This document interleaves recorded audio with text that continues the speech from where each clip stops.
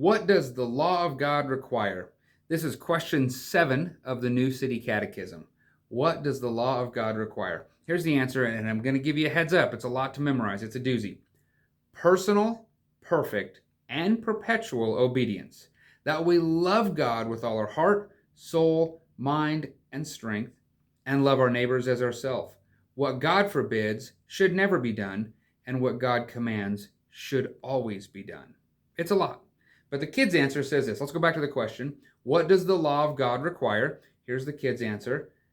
That we love God with all our heart, soul, mind, and strength, and love our neighbor as ourselves, which sounds an awful lot like Scripture because it is. The Bible reference they give here is Matthew 22, verses 37 through 40. I'm going to go ahead and read that for us right now. The question again, what does God's law require? Here's the verse or verses by which we can think about it. It's Matthew 22, verses 37 through 40. It says, he said to him, love the Lord your God with all your heart, with all your soul, and with all your mind. This is the great and most important command. The second is like it, love your neighbor as yourself. All the law and prophets depend on these two commands. Now, for a little context, you might remember somebody came and said, hey, Jesus, what's the most important of the commands? And this was his answer. Love the Lord your God with all your heart, with all your mind, with all your soul, and with all your strength.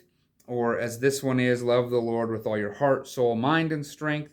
And then he says, and the second is like it, love the neighbor as yourself. And all of the law and the prophets, all of the Old Testament, all of what we have hinges on this. What does the law of God require? That we love like this, that we love God in this way, and that we love our neighbors as we love ourselves. This is the New City Catechism. You can find it for free. It's a free app, or you can buy a card like this. I just want to highly encourage, it's a great way to learn the doctrines of the Bible.